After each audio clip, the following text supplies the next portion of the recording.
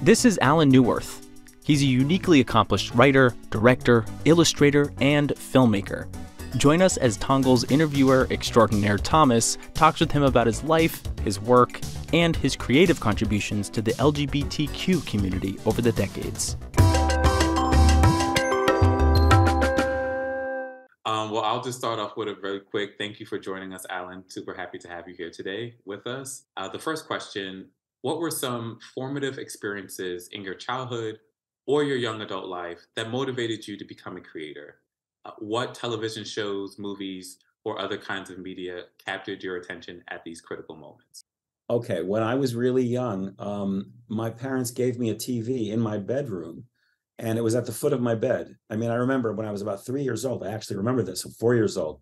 There was a TV set, black and white, because the earth was still molten and forming when I was a kid. And I had a black and white TV, and I would wake up every morning and watch cartoons. It was cats chasing mice, mice foiling the cats, plots against them, throwing bricks at each other. I mean, so from a very early age, I was watching television, I was watching cartoons, Rocky and Bullwinkle, all the stuff that my generation sort of grew up on. I grew up on too. Beanie and Cecil, that was Bob Clampett's show after he did the Warner Brothers cartoons.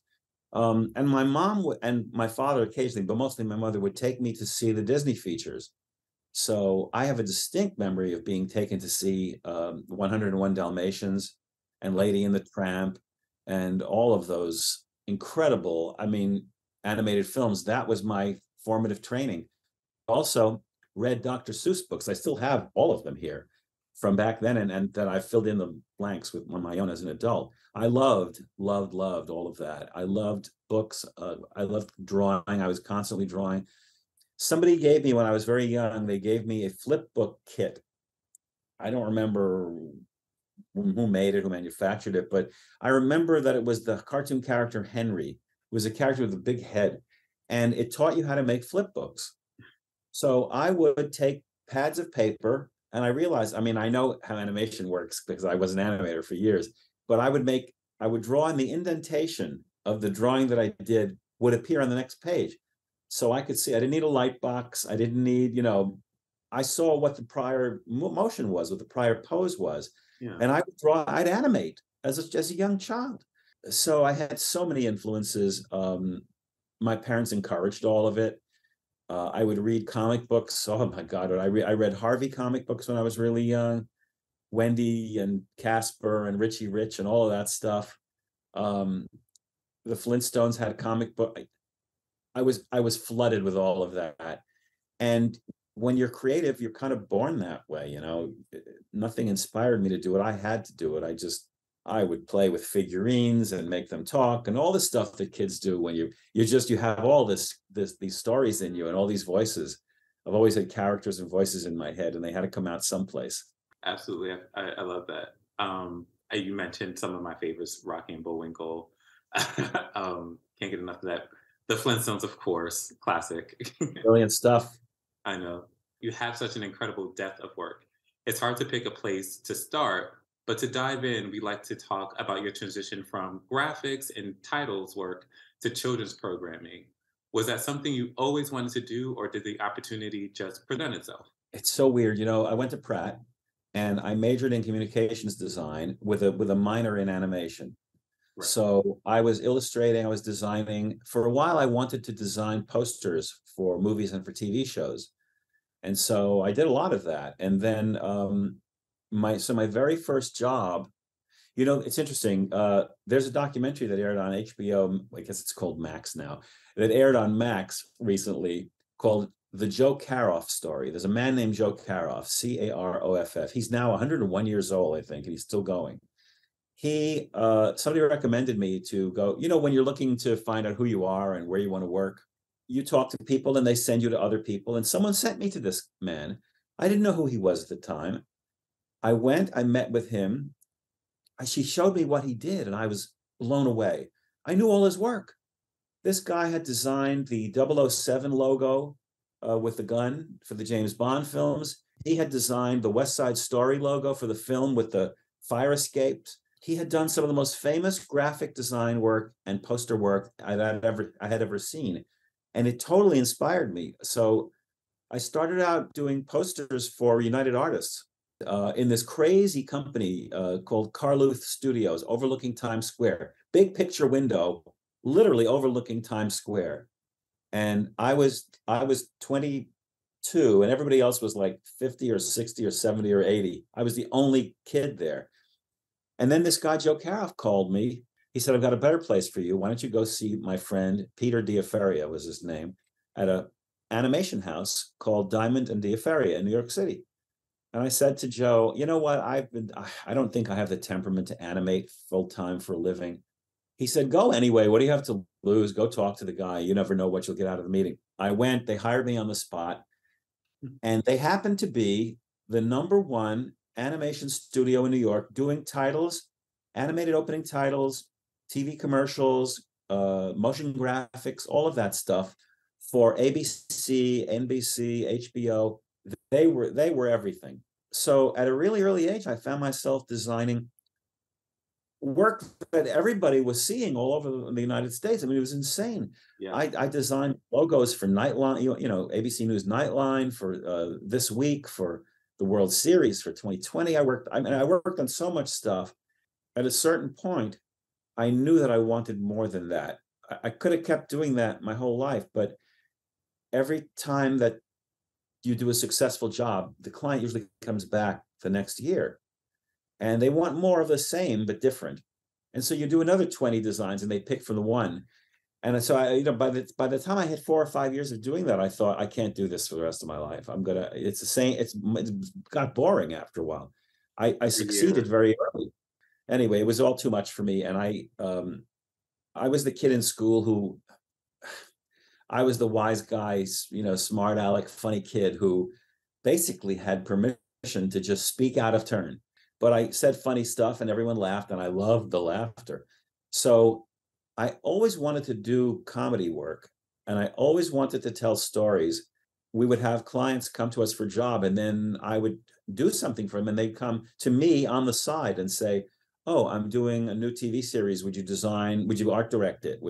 So I was doing a lot of other stuff, and my bosses didn't like it because they're paying me, and here I am doing all this other work. Yeah.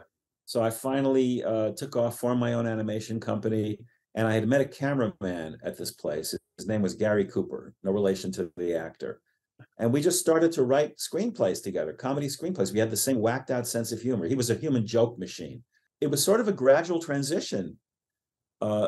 To get to the children's television, I had been hired. I had illustrated books for Golden Books, because I did a lot of that too. I illustrated books for people, art directed the television shows, all sorts of things like that. And there was one job for Golden Books, and I needed an animator to do some work for me. And the animator I ended up being recommended to was named John Dilworth. He hadn't done Courage the Cowardly Dog yet. He was doing small personal films, but we hit it off as friends. We would hang out together. We would go to dinner. Through him, I ended up getting recommended to Sesame Workshop, because they were going to do their very first animated preschool show on Cartoon Network. So it was going to be Jim Henson Company, who I'm still working with, although not during the strike. Jim Henson, Cartoon Network, and Sesame Workshop. And I was asked by this lady, I just went to meet her. She said, would you like to develop a new series with me and head write it? I said, I've never done that before. She said, I think you can do it. And this is, by the way, Thomas, this has been my whole life. I have had people approach me saying, do you want to do fill in the blank? And I always say, I've never done that before. And they'll go, well, maybe you'll like it. Yeah. And so I would say yes every time. And then I would like it. So I did this show for Cartoon Network, and it was on for 2 years. And they just didn't know what to do with it. It was the only preschool show they had ever done. We had a lot of great reviews, but they didn't know what to do with us. It was Muppets, original cartoons, and live action. While I was doing Big Bag, John Dilworth was in talks with Cartoon Network to do something. Linda Semensky was in charge at the time. And so they sort of did a trial balloon. They said, well, he'll do something for Big Bag, a mini series. Mm-hmm. But if everything goes well, a bigger show. which of course turned out to be Courage. But he did a show called Ace and Avery for us. I had wrote it. He designed it and animated it, and it turned out great. And it's all sort of incestuous. You can see, you meet the same people along the way again and again and again, and you end up working with the same people. Sometimes you'll skip projects, but you'll end up back together again, that kind of thing. Big Bag finished its run, and John got greenlit on Courage and asked me to work on it. Started out as a storyboard artist, and then I ended up writing scripts for the show. That's amazing. And then from then it just snowballed after that. I mean, I ended up getting one animated series after another. I've lost count, probably 40 something shows. And somewhere along the way, people, funny, the very first one in the business, I was a head writer. I was the developer and the head writer and the co-producer. That never happens, but it happened to me. And then along the way, I'd be the freelance writer for a show or a permanent freelance writer, permalance. Sometimes people would come to me to head write another series or supervise, produce it. I went to Australia to do a show. It's been an interesting adventure. Yeah, I won't go further than that because I know you probably have other questions. I mean, you've been like all over. I definitely wanted to kind of backtrack just a little bit and ask you about the list of producers on this project. Big Bad was astonishing. It brings together folks from the Jim Henson Company, Sesame Street, Cartoon Network.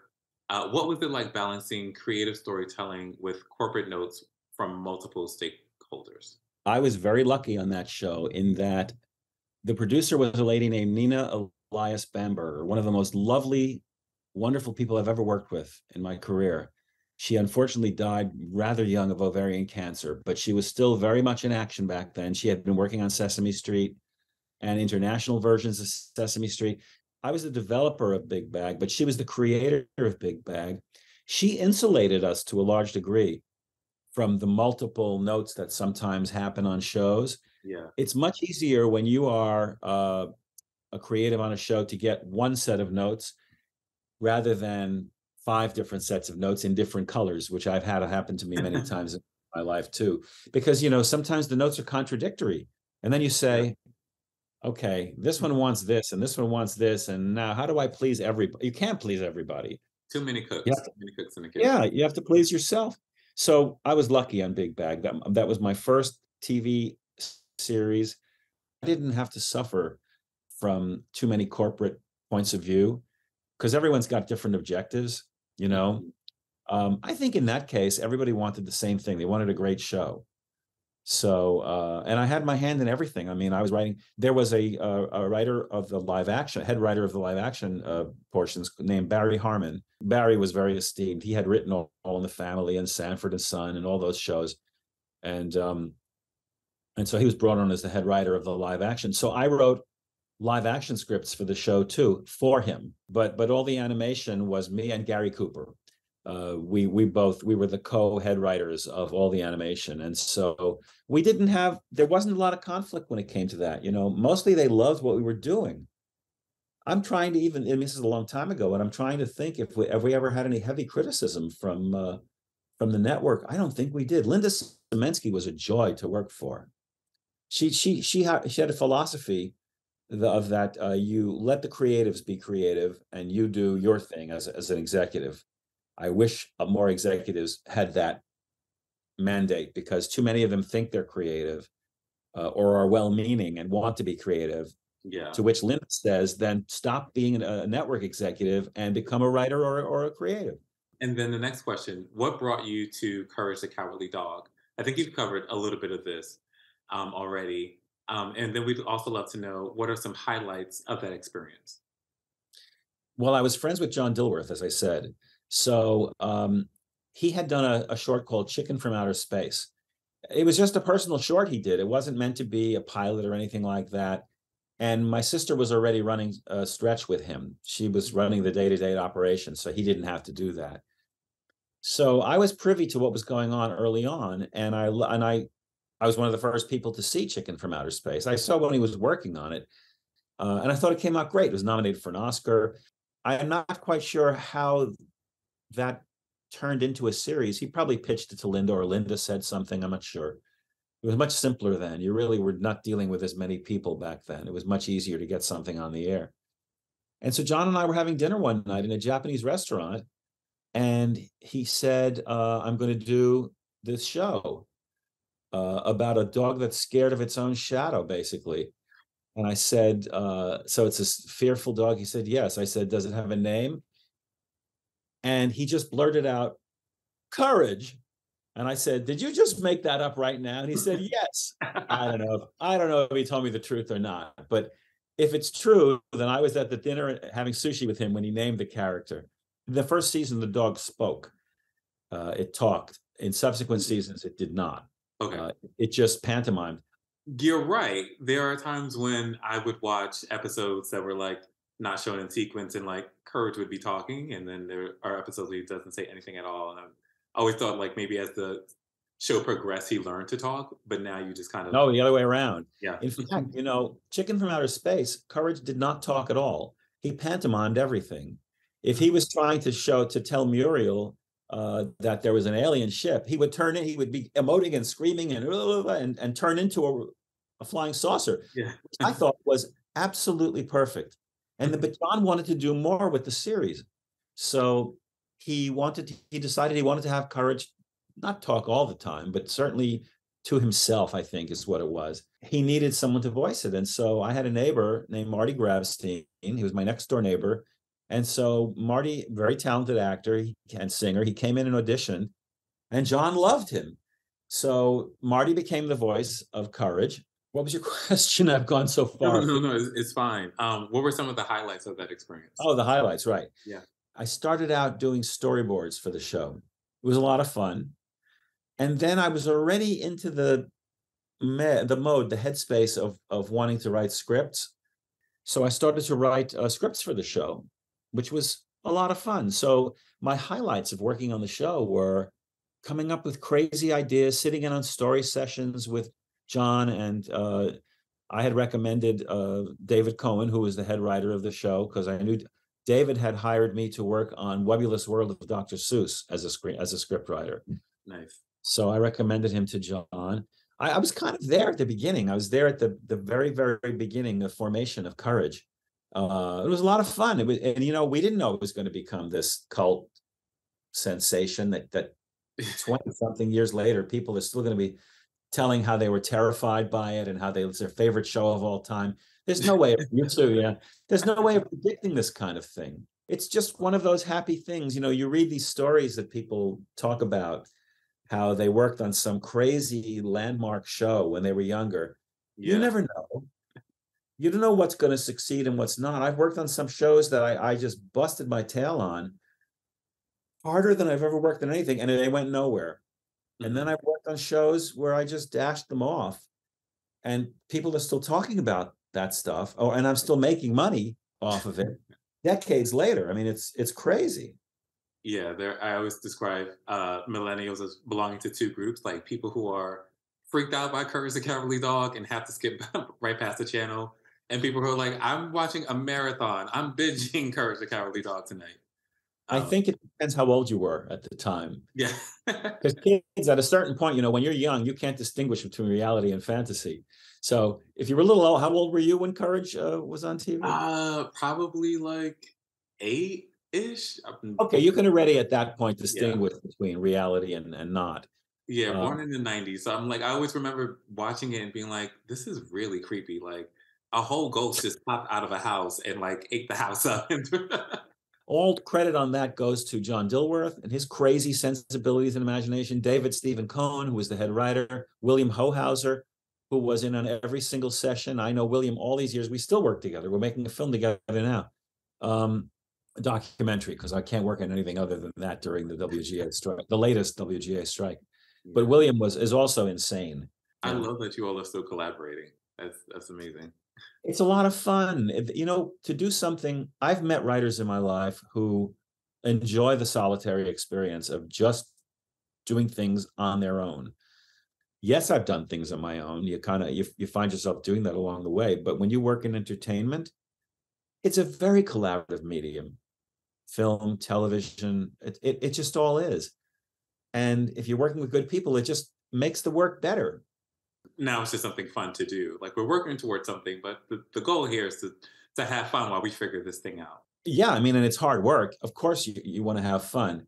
The most satisfying moment is when it's all done, and hopefully it's come at least close to what you had in your head. It never is 100% of what you imagine. It just never is. There's always compromises because of budget or time, or you just couldn't think of something at the time, and then like 3 years later you go, oh my God, why didn't we do this?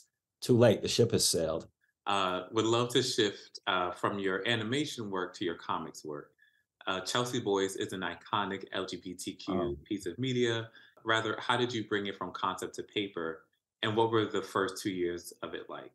I was a comic book reader as a kid, compulsive comic book reader. I read Marvel comics, DC comics. I started out with Harvey comics and Gold Key comics and all of that stuff.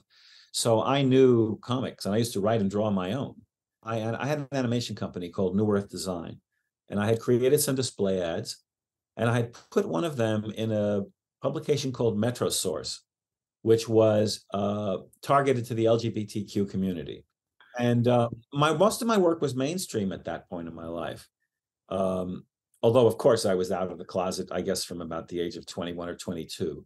But most of my work was for network television, or I did Broadway posters for Broadway shows, all this kind of stuff.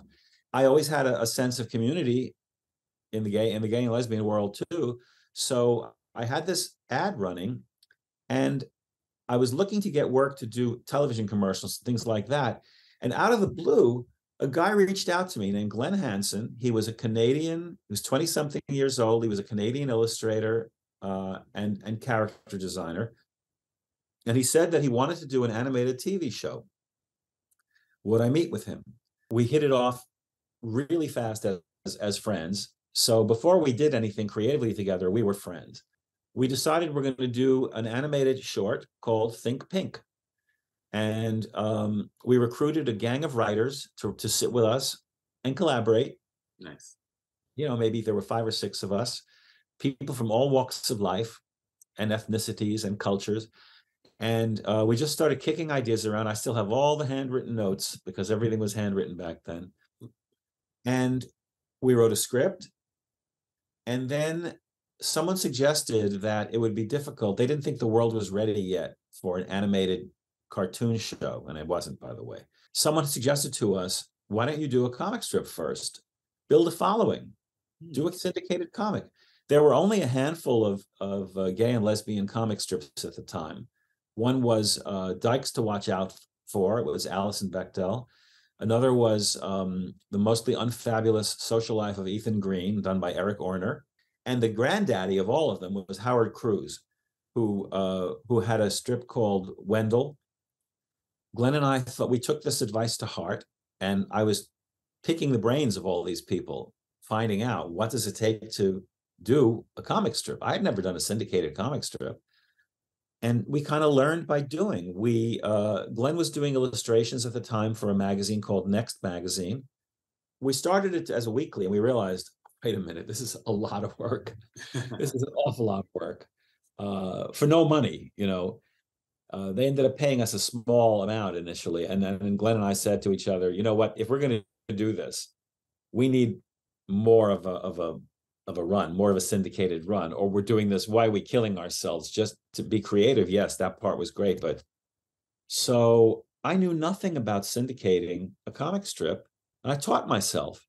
I reached out, I researched, I found out what publications in America, in North America, in Europe would buy a comic strip like this, basically a sort of a gay sitcom.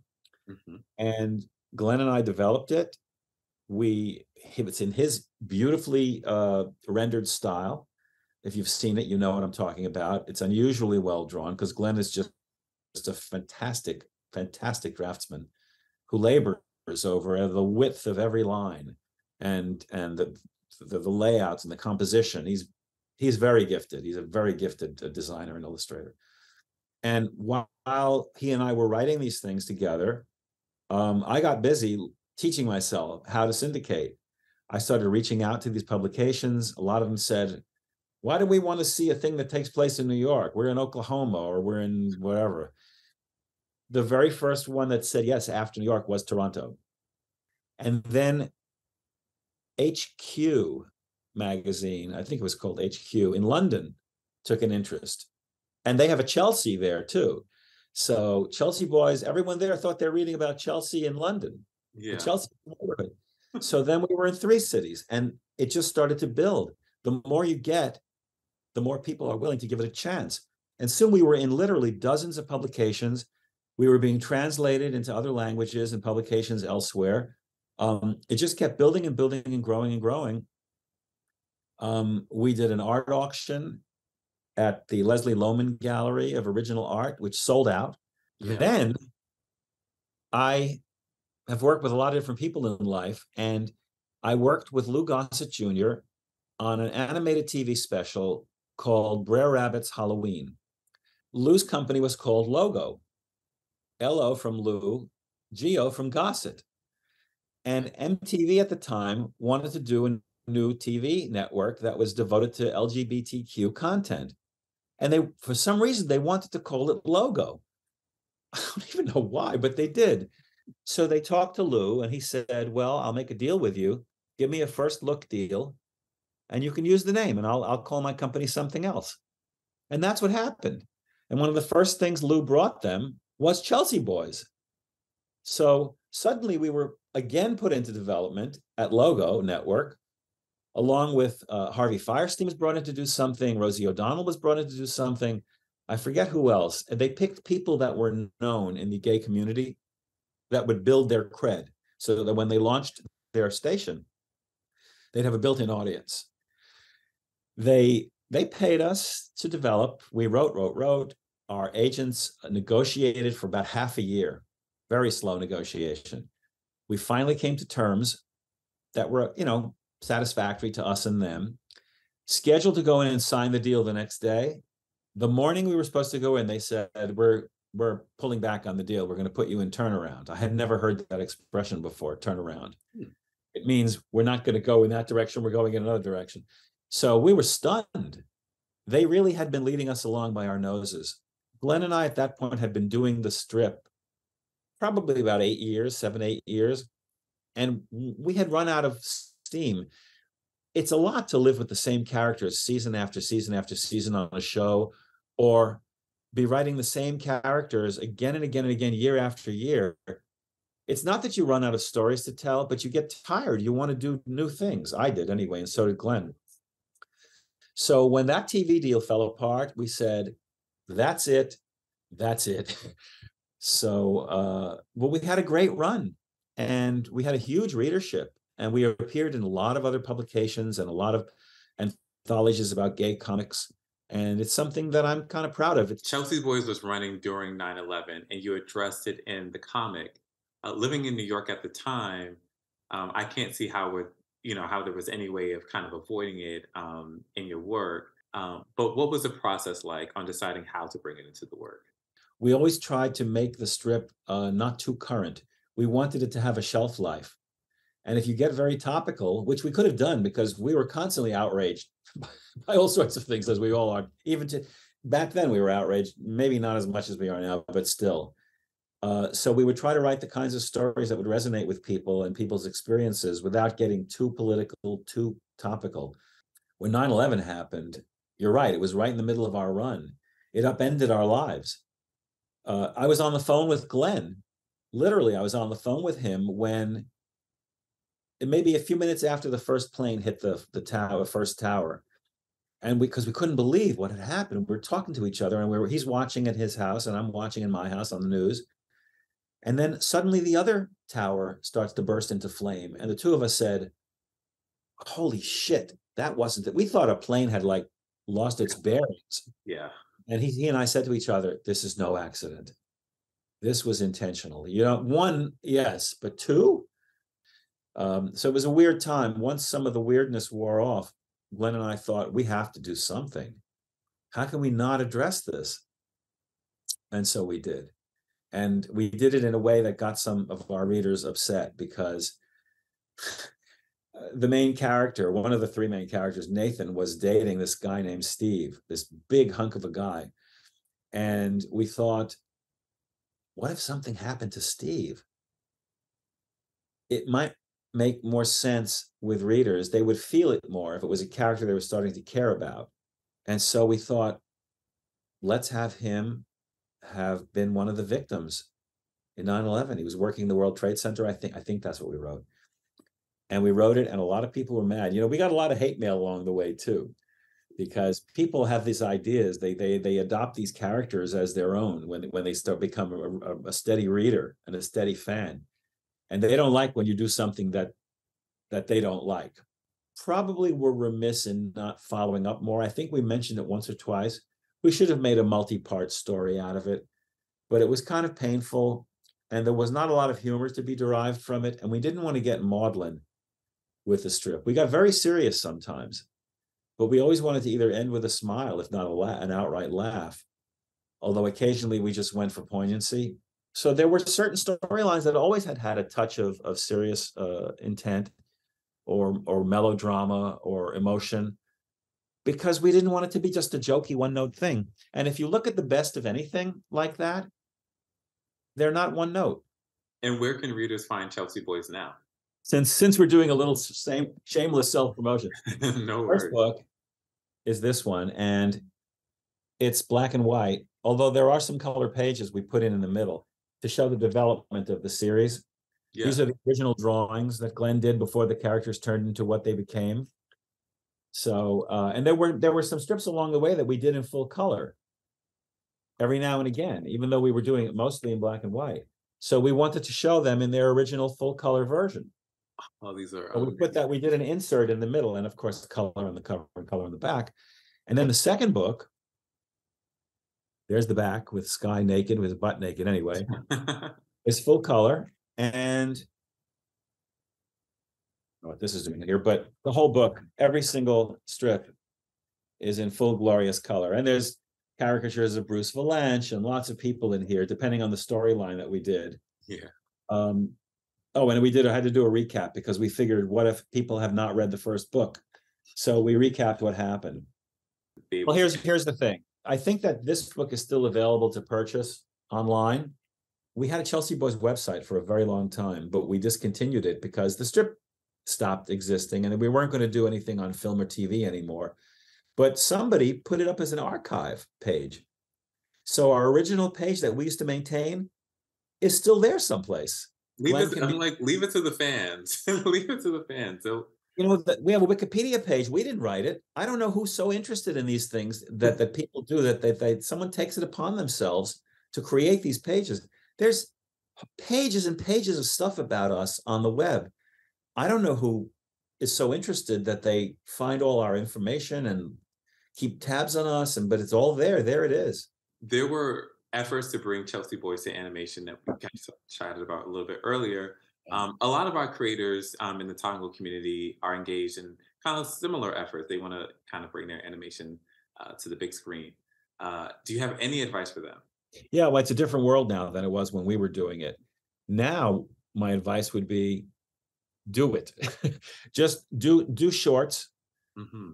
If you can't animate it yourself, find friends who can, because there's so many programs that can be used now. You have to have talent to do it still, obviously. Just do it and get it onto social media, put it up on TikTok, put it up on YouTube, and then show it to the networks. Go to the people who buy this kind of thing, Nickelodeon and Disney Plus and all of those. The mode of doing that hasn't changed really. You still have to have good ideas. You need to create a pitch deck. You need to know who your characters are.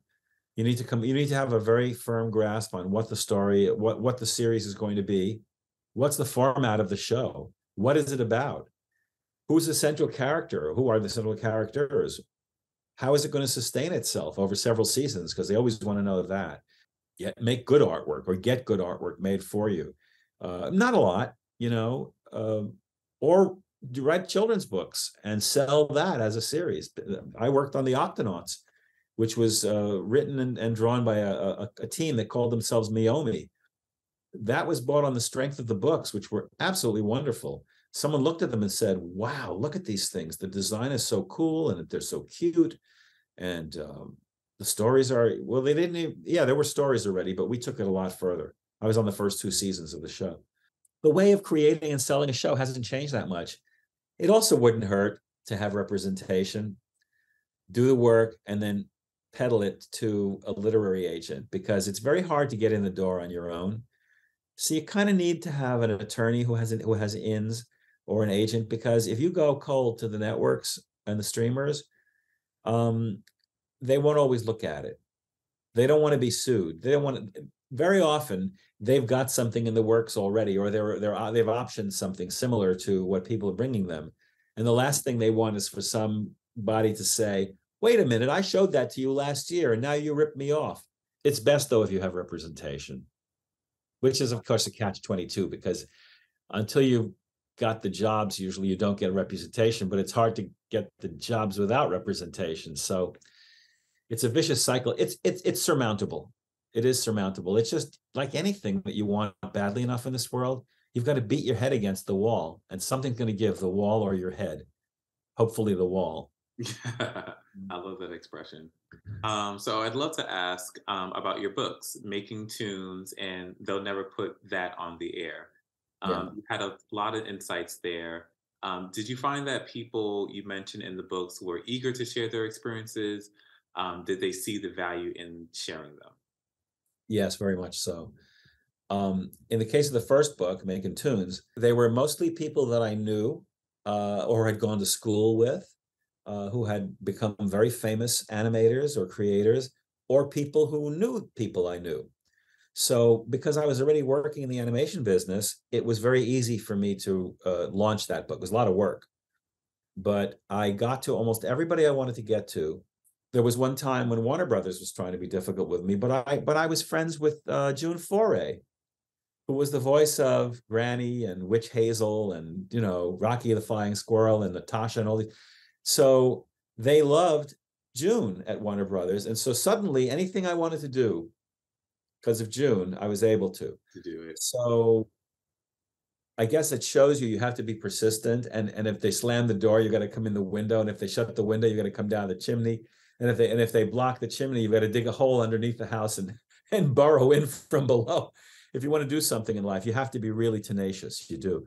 Writing that book was a lot of fun, because what I did, I got to pick the brains of the most talented, funny, most creative people who had contributed to some of the most famous Disney films of all time, basically. And Cartoon Network and Nickelodeon and Warner Brothers and Sony. I talked to everybody.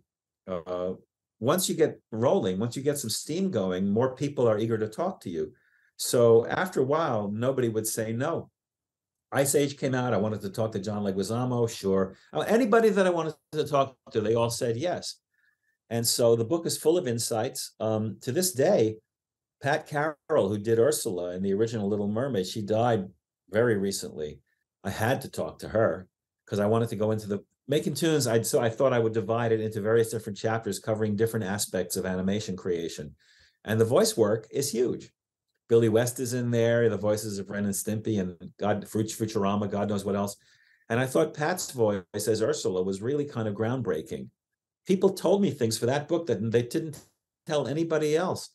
So I get Google News blasts every now and then listing Makin Toons, ironically. Then there was another book I decided to write because I thought to myself, something, TV kind of grew up at the same time I did.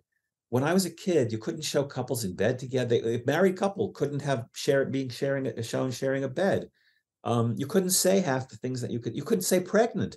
There were all sorts of ridiculous restrictions, mostly imposed by, there was something called the Hays Code in Hollywood. As I was growing up, all those restrictions started to fall by the wayside. All the censorship started to drop out. I thought, what an interesting idea for a book. That's always the only reason I've ever written anything, is because I thought it sounds interesting. And so I had a mentor, I think I mentioned earlier, Alan Wagner, who was the head of development at CBS during the most famous years there. He put All in the Family and Mary Tyler Moore Show and MASH and Soap and all these shows. He helped get them all on the air.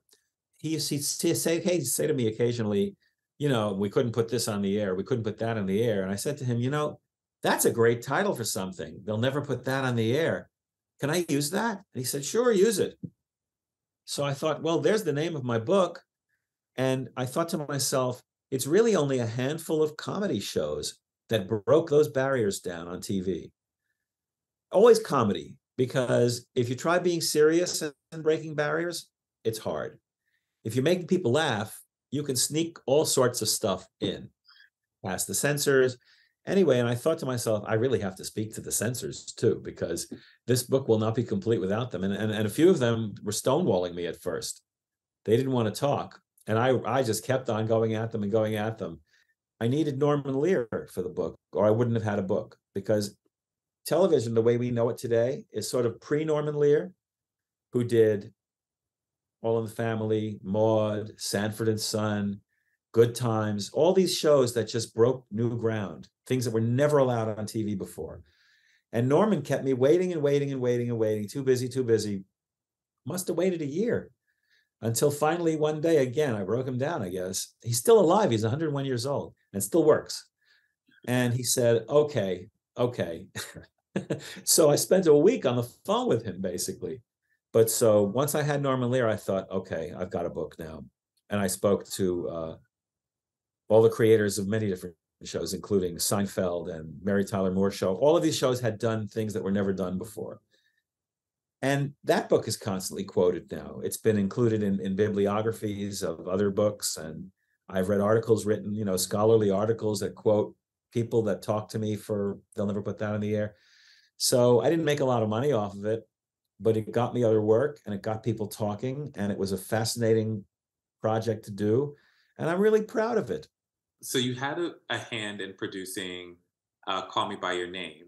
Did you expect it to have the impact that it did? I had only made one film at that point in my life. And it was a documentary, musical comedy documentary called What's the Name of the Dame, which was about how ABBA and drag sort of intersected with each other. There was a confluence of the two art forms. And it was a very interesting project. A friend of mine was making an album called Abolitious, featuring drag queens, well-known drag queens, most of them well-known, who can actually sing, and really sing. And we made a feature film. And I went and I got Joan Rivers to talk, and I got Bruce Valanche, and I got Frank DeCaro, and who else is in that film? A lot of interesting, Christine Baranski, because she had done the movie Mamma Mia. The movie came out great. It played the festival circuit. It premiered at the Atlanta Film Festival, played all over the place, and a lot of fun to do. Great music. The album still exists too. But the producers didn't count on the thing actually going further than that. And so when it came time to sell it to the theaters, we didn't have the rights to the music anymore. So that it didn't happen. But so, okay, I had done that. And then a lady I had worked with on some projects came to me and said, do you want to produce a feature film with me? To which as I always said, I've never done that. I mean, it didn't count because the first one was kind of a handmade, I was very hands-on on it. It wasn't a big narrative, expensive feature film. It was only $100,000. This was going to be a several $million film. So I went off and made a film. I lived in Canada, and this was not Call Me By Your Name yet. It was called Drawing Home. And I got to work with, became friends with, and got to work with Rutger Hauer and Kate Mulgrew and Wally Shawn, and just a lot of really interesting people. And one thing led to another, and I started working on other films. And with the same lady, Margareta Bayou is her name, one of the scripts that we got was Call Me By Your Name. And she read it and said, this is really well written. She said, it's not really my thing. She said, but I think you'll like it. And I read it and said, oh my God, this is amazing. It made me cry. It was amazing. There was a scene 3/4 of the way through, no, even more than that, 4/5 of the way through, where the father, Elio's father, was talking to him, giving him this advice. It's in the film. It literally made me cry, because everybody wishes they had a parent that evolved. Every person, gay or straight, wishes they had a parent that was that evolved, that understood them. And I said, we've got to be involved in this thing. And so, long story short, we ended up being exec producers on it. You never know when you start a project. In fact, Drawing Home and Call Me By Your Name came out around the same time. And I remember going to the theater to see a screening of Drawing Home with an audience, or a handful of people in the theater. I left the theater, walked down the block to another movie house, walked in, they're hanging from the rafters for Call Me By Your Name. And I said to my friends, there's no predicting this stuff. We had bigger names in Drawing Home than we had in Call Me. But Call Me was a much more talented director. You never know what's going to succeed and what isn't. Yeah. Okay. And so yeah, in And your experience. then I did some more films after that, and I've got another one in the works that as soon as the strike is over, I cannot wait to get going. It's going to be the best one yet. When you had that kind of initial feeling when you read the script for Call Me by Your Name, is it those moments when you have that kind of like that feeling of enthusiasm, or kind of like something good lies here? Are those the things that you look for when you're screening projects? When people bring me something, I've got, and it's true, everybody's like this, right? You've got to respond to something. There's got to be something in there that makes you say, wow, this is amazing, or this has a chance to reach a lot of people, or this is really meaningful and insightful, or this is really funny. Something, there's got to be something that triggers your interest. You reach a point when you say, oh my God, I've got to be involved in this. And you cannot be involved in everything that you want to be involved in, but that one worked out. That's just it in the entertainment business. Do enough work, and a lot of the things you work on are going to succeed, and a lot of them are not. And you just got to keep on going. You've worked on a lot of titles across your career. How would you say the industry has changed for both animators and writers in your time? It used to be a lot easier to get a show on the air because you were dealing with less suits, less corporate suits. Everything is a committee decision now. The way things have evolved in the entertainment business, streamers changed everything.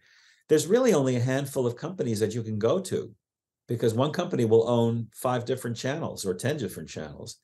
Yeah. So now you're dealing with a corporate entity as opposed to 1 or 2 people. There was a lady named Vanessa Coffey who used to run the animation division at Nickelodeon.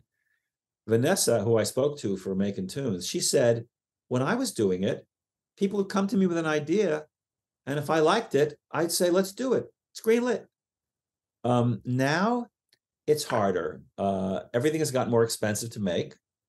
There is so much more product out there than there ever was. There's so many TV channels now, and there's so many networks and streamers, and not just in the United States, all over the world. So animation business is booming all around the world.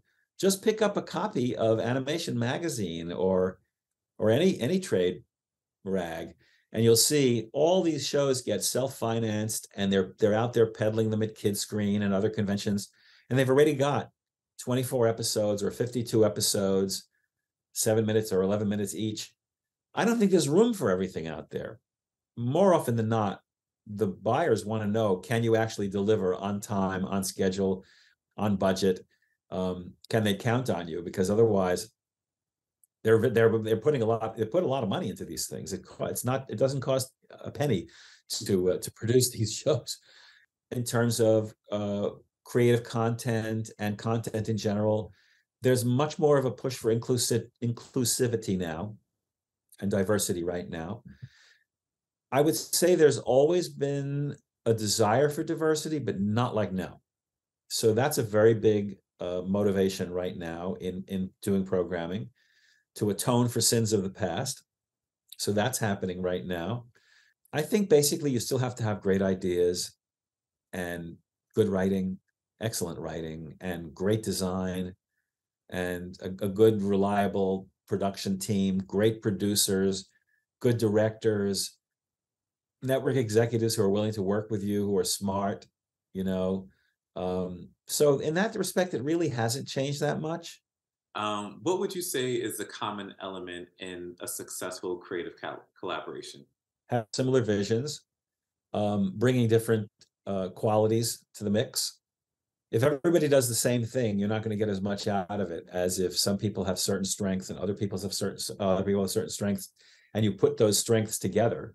And there's also, I mean, as a producer, because I produce too, there's an old axiom that says, when you're producing something, make yourself the stupidest person in the room, meaning bring the most talented people who know everything about their area of expertise. Bring them in all around you, and they're only going to make they're going to make you look better, but they're going to make the project look better. So I think that's really important, to get the best people you can get. And now you've got to give young people a chance because you can't be the same folks all the time who are doing everything.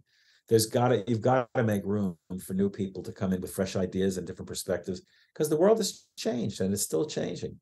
We're living through very difficult times right now as it happens. art has the ability to bring people together. But there's a lot of angry voices still screaming, oh, heaven forbid you have a gay character. I did a series for Amazon. I exec produced and story edited a series called The Bug Diaries. And it was based on 3 best-selling books: Diary of a Worm, Diary of a Fly, Diary of a Spider. And they're wonderful books, really a lot of fun. And so we were making a series featuring all 3 as the 3 main characters. And when it came to the worm, whose name was Worm, we decided to make him African-American, first of all, because worms are brown and it made sense. And we thought, you know what? Worms are hermaphrodites. They don't really have traditional sex roles, sex assignations, gender, I should say. Let's give Worm 2 moms. At Amazon, they loved the idea. They said, oh God, yes, let's do that. Let's do that. So we did it.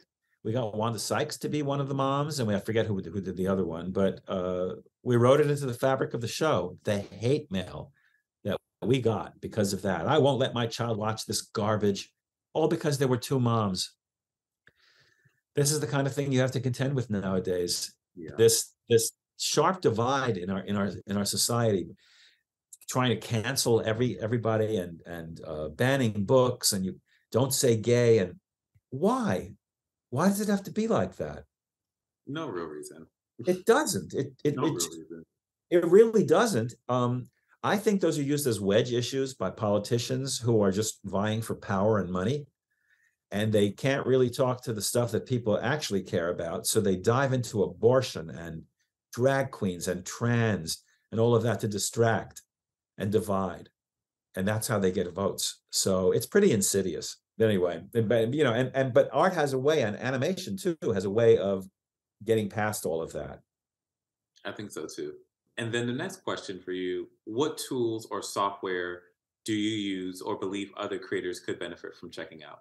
I mean, mine are very simple. My needs are very simple. I use Final Draft. Yeah. I use Microsoft Word. I use Zoom. I use all the basic things, because mostly what I do these days is write. I used to use Photoshop a lot and Illustrator some, but when I stopped, I was a visual artist for many years. When I edged in a different direction, when I leaned into writing and producing and directing, I didn't need those as much. So I discontinued my subscription to Photoshop. And in fact, I mentioned earlier that I want to write and draw a children's book. I don't even want to do it digitally. I want to do it the old-fashioned way. And I have a few reasons for that. First of all, because I like feeling pencils, markers, crayons, paintbrushes, all of that in my hands. I like working on paper. When you're done with it, there's an actual piece of artwork there. So I want to have tangible artwork that I've created. Markers, there's something about having that kind of like tactile relationship with what you're creating that feels really important. It's almost as if like someone said like, oh, I hired a carpenter, and then the carpenter came and sat down at the computer and did all the carpentry work. It's like, no, you need to use your hands. You gotta feel what you're making. Yeah, there's something very primal about it. For centuries, people would create by having an idea, and it would travel through their body into their hand, artistic work, or writing, and that would be where the expression came from. They say that if you want to remember something, write it 5 times by hand. Don't type it on a computer. Physically write it on a piece of paper, and your brain will retain it. So there's something to be said for hands-on. And look, there will always be painters in the world. There will always be people who like to do it the old school way. There's no other way to call it now. There's a lot of drag and references to drag across your work. How have you seen drag influence art across mediums, both in and outside of the LGBTQ community? I never had a particular interest in drag growing up. I always thought I'd make a rather ugly drag queen, so I never sought to do it. I've never done it myself, but I've known really talented drag artists and drag queens. And when I was approached to do that, the documentary, What's the Name of the Dame, I dove in and gave myself an education. I really didn't know the whole history. So I learned a lot. And there was a whole section of the film that was kind of a review, a history of how drag evolved over the centuries. And it did evolve over the centuries. into what it is now and why people do it and all of that. When I was doing it, RuPaul was big. Drag Race hadn't started yet, but people were paying attention. Now it's everywhere. And I think RuPaul had a lot to do with that. And of course, now it's being used as a political football by a certain political party and a certain tyrannical fascist character in Florida who happens to be their governor. It's all political nonsense. It's all politics. Drag has always existed. It's always been a part of art, always. You know, when I did What's the Name of the Dame, and I asked Benny Anderson specifically about this, his answers were really interesting. He said, I know drag artists have always loved our music. He said, I don't know why. He said, I'm glad they do. I'm glad people who do drag and love ABBA. He said, but I couldn't tell you why. Very smart. You have to be very smart to be a good drag queen. And you have to be very sharp. You have to be very quick on your feet. And it's very performative. You know, you're creating a character that's not you, it's somebody else. And usually they have big hair and high heels, so they're much larger than life. Joan Rivers talked about this in my film, much larger than life. And there's something very entertaining and appealing about that. And also our society, I think, has gotten to the point where we're much more, by and large, we're much more accepting and understanding and inviting of different lifestyles, different art forms, things that people used to go, oh my God, what's that? Who are those freaks? We don't see things, most people don't see things that way anymore. And by the way, I believe that's the majority of this country anyway that doesn't. I think Europe is pretty open-minded too. Absolutely. I know like one of my best friends in college began doing drag in kind of like I need an outlet kind of outside of school and outside of, you know, studying. I need like something, and he just felt like it gave him the opportunity to be like a musician, a dancer, a comedian. And it was just something that was such a relief. It's all of that. Yeah. So drag goes back centuries. I mean, Elizabethan times, all the female roles were played by men. I'm sure cavemen used to kill an animal and put the fur on their head. They'd have like a saber-tooth or a woolly mammoth fur, and they would pretend to be cave women. I don't know. That is hilarious. So it's always been an art form, and it's always been entertaining. You've worked across almost every creative medium we can imagine. Do you have any one that is your favorite? Ask me what I'm working on at the time, and I'll tell you I love that very much. But I love writing. Mm-hmm. I love producing. I love creating. I love directing, working with actors, writing books. I mean, all of it's hard work. Don't get me wrong. It's all hard work. But in the end, it's really, I mean, you're doing what you want to do, and you're being paid to do what you want to do. So early in my career, there was some resistance to me doing many different types of things. I remember going on an interview years ago, and someone said, I've asked people about you, and they've told me you're a maverick. You don't like to run with the pack. Mm-hmm. And I said, yeah, but I work really well with collaborators. I love to work with collaborators. Am I a maverick? Maybe. But I play well in the sandbox with others. But he didn't hire me because of that. And I thought afterwards, he paid me a compliment. It's a backhanded compliment. What he was saying was, I don't do what everybody else does. I do what interests me. I do what I like to do. And it's not the easiest life because people like to pigeonhole you. You know, I have friends who are very successful at one main thing, and that's what they've done their whole careers, and they are the best at it, literally the best, or among the best. And they were content with that. But I wasn't, because I always had a lot of interests. I always wanted to do a lot of different things. And I learned along the way, guess what? No one can tell you how to live your life. No one can tell you what to be. They can have their ideas of what they want you to be, but they can't make you do that.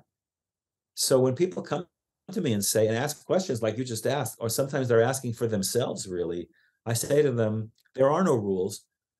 Whatever makes you happy, if you try it. You don't want to die one day going, oh shit, I wish I had done this, or I wish I had done that. Why didn't I? Don't have regrets later on in life. Try everything. You might fail. No is always, to me, has always been an opinion. When people say no to somebody or no to something, that's their opinion. If you look around far enough and wide enough, you'll find someone who does agree with you and does like what you're doing. And that's how stuff happens. That's how the best art is created. Can you share any advice for creators who are just starting out? Yeah, go for your dreams. Learn the history of the profession that you want. Know who came before you. A lot of people don't. Research it. If you want to make cartoons, watch everything you can watch from the past and the present. Really know your trade. If you want to make movies, watch old films. So they're in black and white. Who cares? Get to know whose shoulders you're standing on. I think that's really, really important. But the most important thing is know what you're good at, know what you really want to do, and then pursue it like crazy. You know, people will say no to you because I think it's easier to say no. Don't let that discourage you. I've had too many people tell me they got knocked down and they ended up not doing it or trying it anymore because they were just so discouraged after a while that they couldn't. A very good friend of mine gave me some advice in the middle of my career that I took very much to heart. And it's brilliant advice, and I'll share it with you and whoever's watching this. I was struggling, this is some years ago, I was struggling to get things going. I was pitching shows, I was coming up with ideas, and the people were resisting. And she said to me, "You're going about it all the wrong way, Allan." She said, "Why don't you imagine yourself that you're like in a boat on a river, no tangerine skies and all that stuff, but you're in a boat on a river, and the current is going in one direction, and you look at you," she said, "you keep rowing against the current. Why don't you let the current carry you for a change and see where it takes you? Stop resisting," she said. "When opportunities open up for you that you don't think you're interested in, maybe try them. Because you never know, one thing leads to another. And I took her advice, and that's what opened up everything for me. Things I was saying no to, I suddenly said yes to. And that's when people would come to me and say, "Hey, do you want to try this?" And I would say, "You know what? Okay, I've never done it before, but okay, I'll try that." And one thing after another happened. And so that was probably the best advice I've ever been given. I love that. Sometimes you feel like you want to be in such control of things. You're like, maybe I don't need to be. Maybe like life is pushing me in the direction that I need to be going in. Maybe. And here's another piece of advice that somebody gave me. And it was Benny Anderson, of all people, of ABBA. Because I said to him, "You've written so many famous songs. Everybody knows your songs. Is everything you write a hit?" And he said, "Oh, no, no, no." He said, "You wouldn't believe how much garbage I've written." He said, "It's hard to come up. Every one of those, Dancing Queen and all the ABBA hits, Fernando, all these things." He said, "There were many, many, many, many, many hours and weeks and months put in trying to come up with something new." And he said that he had been told a kind of a fable, very short fable, but here's how you should look at it, Benny. There's a dragon in a cave, and the dragon very, very rarely pokes his head out of the cave. Mm-hmm. But if you're not in front of that cave every single day, you're never going to see the dragon. So you've got to park yourself in front of your piano every single day. And it doesn't matter if you turn out junk, absolute rubbish that you throw away 95% of it. The dragon's going to stick his head out of the cave at some point, and that's the 5%. And that's the stuff that's going to be, you're going to go, "Oh my God, that's it." And he said every one of his songs happened that way. It is that 5% where you're just kind of sitting there like, what is going on? And nothing is making sense. And you're like, you know what? The last 2 pages weren't great, but this one paragraph right here is golden. I can keep this and I can let the other things fall to the, the cutting room floor. So crazy. You don't know where the nugget of brilliance is going to come from. But you've got, the point is, you've got to be very devoted to whatever it is that you're trying to do creatively. Be devoted to your craft, and be a lot of stick-to-itiveness. You have to be present. Otherwise, it's not going to happen. I mean, when I'm writing episodes for shows to this day, when I'm writing episodes for something, if I can't think of what to do, I'm stymied, or I've got a brief. I rarely get mental block, but I'll go do something else. I'll go to the gym, I'll go running, I'll go walking, I'll take a shower, I'll whatever. And that opens you up. It just opens you up creatively when you're not focusing on it. What is it about your career that's brought you the most joy and the most grief? I think I kind of covered that already. Gotcha. The thing that's brought me the most joy is being able to create. And the things that have brought me the most grief is when they don't work out the way you want them to. Yeah. For reasons that are out of your control. A network will put a show on at the wrong hour, or not give you the right marketing push, or you're working with the wrong partner, as it turns out, and you didn't know that until it's too late. You found out. I think that would probably be where the grief comes from, or audiences just didn't gravitate towards it, and you did as good a job as you could do, and it didn't matter in the end because it was out of your control. So that's, but the joy is the creating, the coming up with the ideas, and the working with smart, talented people who can do things that you can't do, and you can do things they can't do. And so you put all that together in that big pot of stew, and you hatch something really fun and amazing, hopefully. Yeah. My life has been like that, Thomas. I've met people along the way. I've been in the right place at the right time, or the right place at the wrong time, and just been at the crux of so much stuff and so many interesting folks. And I don't know, I literally could fill a book with these kinds of stories, with familiar personalities involved too. It's very interesting. I want to say thank you so much for this interview. I've had a chance to learn so much about you, all the work that you've done, all that you've contributed to this industry. We're really appreciative of the time that you've taken to sit down with Tongal and to chat with us about what you've been up to. It's my pleasure. Maybe folks can stay in touch with you and to learn more about what you're working on currently. Yeah, I mean, I tend not to post personal stuff on Facebook and Instagram or TikTok. I post about projects I'm working on sometimes, things that interest me, things that make me laugh, things that enrage me. And there's contact info on all of those. People can always write, and people do. You can write to me. Social media has changed all of that. It's made it a lot more interesting and easy for people to stay in touch with folks that they like or they're interested in. Yeah. So I would say that's the way to do it. Well, I appreciate it. Tongal appreciates it. And thank you so much. I know we've had to reschedule this one a few times, but really appreciate you having taken the time out to be with us today. Absolutely my pleasure. Thank you. And thank you for being such an affable host. Oh, appreciate that.